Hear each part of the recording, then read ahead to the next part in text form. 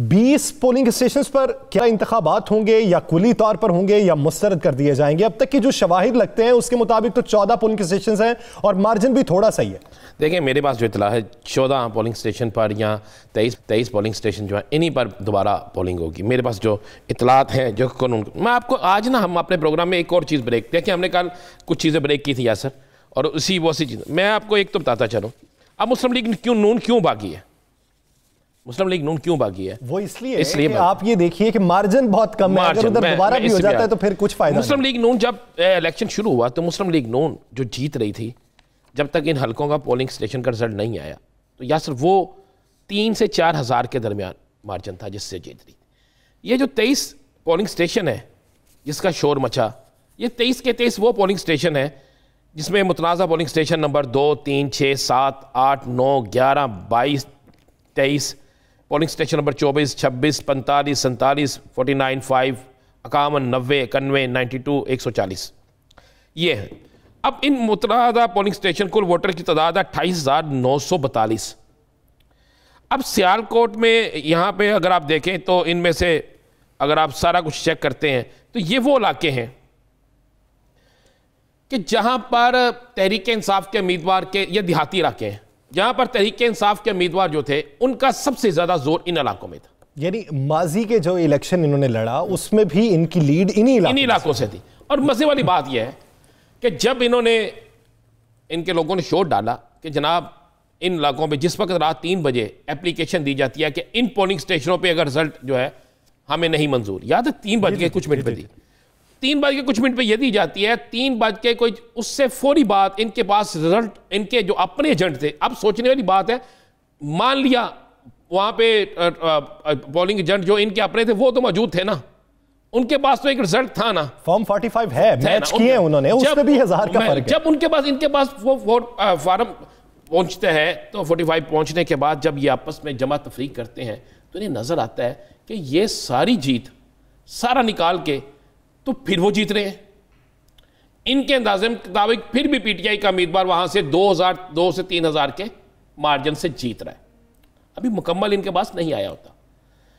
तो जिसके बाद ये शोर डालते हैं, नहीं भाई अब ये ना कहे कि हम इन 19, 20, 23 या 14 हलकों में 14 पोलिंग स्टेशन पर दोबारा पोलिंग कराएंगे, क्योंकि इनके एजेंट इन्हें बता चुके होते हैं कि आप अगर दोबारा यहां पे पोलिंग भी होती है तो हम बुरे तरीके से हार जाएंगे। मैं ये समझता हूं इन्हें तब भी ये पता नहीं था कि हार जीत है।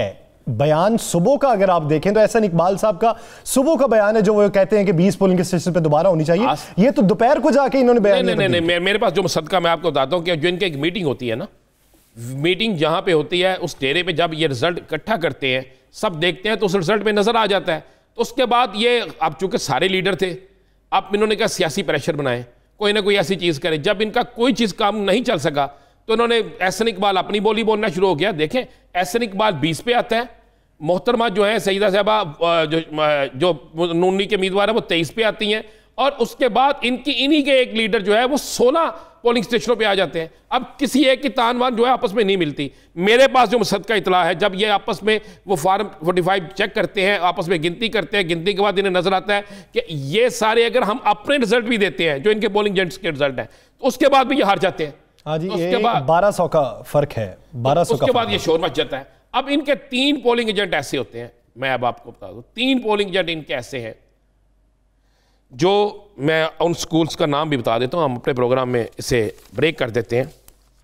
Government community model school, government boys elementary school, government boys primary school Jahangiri Shah, उसके अलावा government girls primary school, government boys elementary school. ये इनके जो एजेंट होते हैं यहां पे मार्जिन ज्यादा है पीटीआई का। ये कहते हैं जनाब ये जो हमें मिला है फार्म जिसकी हमने की है, इस पे मार्जिन इतना ज़्यादा है कि हमें नज़र नहीं आता कि हम इस मार्जिन से बाहर निकल सके। तो इनको कहा जाता है कि आप शोर डाल दें कि आपको मिला ही नहीं रिजल्ट। अब वहां पर वीडियो मौजूद है, मैं आपको ये भी इंकशाफ कर दूं, एक वीडियो मौजूद है जब इनको रिजल्ट दिया गया है तो इनके वो इन्हीं के बंदे ने वो एक वीडियो बनाई रिजल्ट लेते हुए, वो वीडियो जो है वो वायरल भी कर दी। बाद में इन्होंने डिलीट की, लेकिन जब एक वायरल होगी तो किसी न किसी के पास चलेगी, वो पीटीआई के पास मौजूद है, इंतजामिया के पास भी मौजूद है।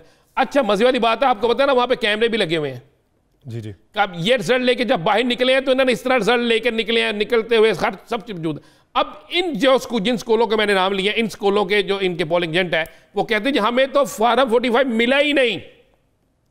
भाई नहीं मिला तो जो लेके निकले थे वो क्या था? वो लव लेटर था? वो क्या था? को खाता था? क्या था? कुछ था ना। अब ये पूरी एक प्लानिंग जो थी इनकी होगी नाकाम।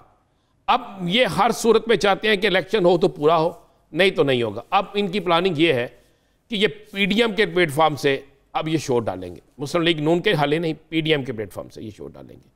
अब पीडीएम के दीगर रहनुमा चाहते हैं कि सेनेट इलेक्शन की तरफ तवज्जो दें, ये चाहते हैं नहीं जनाब इसी इलेक्शन की तरफ तवज्जो दें ताकि हुकूमत के खिलाफ हम कोई ना कोई महाज बना सके। अब महाज बनाने के लिए इन्होंने कोशिश करनी है पूरे हल्के में इलेक्शन हो। मैं आपको एडवांस बताता हूँ पूरे हल्के में इलेक्शन नहीं होगा, ये मुमकिन नहीं है। अगर ऐसा होगा तो फिर इससे पहले तमाम इलेक्शन ऐसे होंगे, इसके बाद भी होंगे। फिर नौशहरा वाला इलेक्शन अगर उसका भी मिल गया तो फिर क्या करेंगे?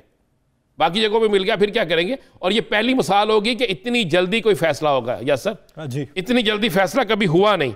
मैंने तो आज तक हिस्ट्री में इतनी जल्दी फैसले होते नहीं देखे, और ये पहली दफ़ा होगा इतनी जल्दी फैसले होंगे। और जब इतनी जल्दी फैसले होंगे तो ये सारा कुछ होगा, होना ऐसा ही चाहिए। अब मुस्लिम लीग नून इस इलेक्शन का अगर ये 20 हल्कों में होता है या 18 में होता है, पोलिंग स्टेशन पे होता है, इसके बाईकाट की तरफ तवज्जो देने और कर रहे हैं। वो कोशिश करेंगे कि इसका हम बाईकाट करें और इसको पूरा इलेक्शन लेकर जाए। उसके लिए उनकी सुप्रीम कोर्ट की पिटीशन भी तैयार हो रही है। ये सारा कुछ हो रहा है। मैं आपको ये चीज़ ब्रेक करता चलूँ, चूँकि मैंने जिन स्कूलों के हम आज जब हमने ब्रेक किया कि किन स्कूलों का रिजल्ट था जो उन्होंने किया था, मेरे पास चूँकि वो तमाम चीज़ें मौजूद हैं और मेरे पास कुछ ऐसी चीज़ें भी मौजूद हैं कि जिनके जो शायद इनके पास ना हो, लेकिन हमारे पास वो सारा कुछ मौजूद है। चलें इंतजार कर लेते हैं इलेक्शन कमीशन की जानिब से जवाब क्या आता है, फैसला जो महफूज किया गया है वो क्या है। फिर उसके बाद इस पॉलिटिकल मूव का इंतजार करेंगे कि वो किस तरीके से खेली जाती है।